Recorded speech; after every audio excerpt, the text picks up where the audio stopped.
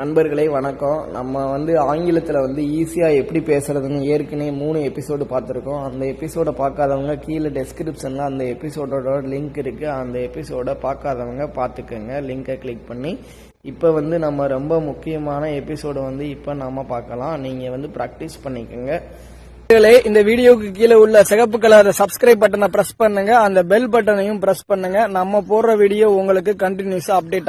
Present continuous tense அப்படின்னா பார்த்தீங்கன்னா கண்டினியூஸாக ஒரு செயல் நடந்து கொண்டிருக்கிறது அப்படின்னு நம்ம குறிக்கியது. இதில் பார்த்தீங்கன்னா ஐ ஆம் கம்மிங் தேர் அப்படின்னா நான் அங்கே வந்து கொண்டிருக்கிறேன். அதாவது இப்போ நீங்கள் அங்கே வந்து கொண்டிருக்கிறீங்க. ஸ்டில் யூஆர் கம்மிங், அதாவது நீங்கள் அங்கே வந்து கொண்டிருக்கிறீங்க. ஐ ஆம் கம்மிங் தேர், நான் அங்கே வந்து கொண்டிருக்கிறேன். வி ஆர் கம்மிங் தேர், நாங்கள் அங்கே வந்து கொண்டிருக்கிறோம். யூ ஆர் கம்மிங் தேர், நீ அங்கே வந்து கொண்டிருக்கிறாய் அப்படின்றத குறிக்குது. அது அப்படியே பார்த்தீங்கன்னா நாட் இடையில சேர்த்தோம்னா ஐ ஆம் நாட் கம்மிங் தேர், நான் அங்கே வந்து கொண்டிருக்கல அப்படின்னு அர்த்தம். ஐ ஆம் நாட் கம்மிங் தேர், நான் அங்கே வந்து கொண்டிருக்கல. We are not coming there, நாங்கள் அங்கே வந்து கொண்டிருக்கல அப்படின்ற மாதிரி அது பார்த்தீங்கன்னா மென்ஷன் பண்ணியிருக்கேன் நான் உங்களுக்கு கரெக்டாக. இது நீங்கள் எல்லாமே நோட் பண்ணிக்கோங்க. அது அப்படியே கொஸ்டின் வேர்டாக எப்படி மாற்றுறது அப்படின்றதையும் உங்களுக்கு நான் உங்களுக்கு எப்படி மென்ஷன் பண்ணுறதை நான் உங்களுக்கு சொல்லியிருக்கேன். ஆம் ஐ கம்மிங் தேர் அப்படியே நீங்கள் கொஸ்டின் வேர்டாக மாற்றி பழகணும். ஆர் வி கம்மிங் தேர், நாங்கள் வந்து கொண்டிருக்கோமா. ஆர் யூ கம்மிங் தேர், நீ வந்து கொண்டிருக்கிறாயா. ஆர் தே கம்மிங் தேர், அவர்கள் வந்து கொண்டிருக்கிறார்களா. இந்த மாதிரி நீங்கள் பார்த்தீங்கன்னா கொஸ்டின் வேர்டை மாற்றி பழகணும். இதெல்லாம் நோட் பண்ணி வச்சுக்கோங்க. இது ரொம்ப உங்களுக்கு யூஸ்ஃபுல்லாக இருக்கும். இதை நீங்கள் பார்த்தீங்கன்னா ப்ராக்டிஸ் பண்ணணும். இது பாஸ்ட் டென்ஸில் பாஸ்ட் கண்டினியூஸ் டென்ஸில் பார்த்தீங்கன்னா அதாவது எஸ்டர்டே ஐ வாஸ் கம்மிங் தேர் அப்படின்னு அர்த்தம். இது நேற்று நான் வந்து கொண்டிருந்தேன் அப்படின்னு அர்த்தம். எஸ்டர்டே ஐ வாஸ் கம்மிங் தேர் முடிஞ்சு போன விஷயம், நேற்று அங்கே நான் வந்து கொண்டிருந்தேன் அப்படின்னு அர்த்தம். Yesterday we were coming there, நேற்று நாங்கள் வந்து கொண்டிருந்தோம், அந்த மாதிரி மீனிங்கு. இது அப்படியே பார்த்தீங்கன்னா கொஸ்டினில் எப்படி இது பண்ணணும், பேசணும் அப்படின்றதெல்லாம் நான் உங்களுக்கு மென்ஷன் பண்ணியிருக்கேன். இதை நீங்கள் நோட் பண்ணிக்கோங்க. நோட் பண்ணி வச்சுட்டு இதை நீங்கள் ப்ராக்டிஸ் பண்ணுங்கள். அப்போ தான் உங்களுக்கு ஈஸியாக பார்த்தீங்கன்னா ஷார்ட்கட்டில் இங்கிலீஷில் பேசுகிறதுக்கு எளிதாக வரும்.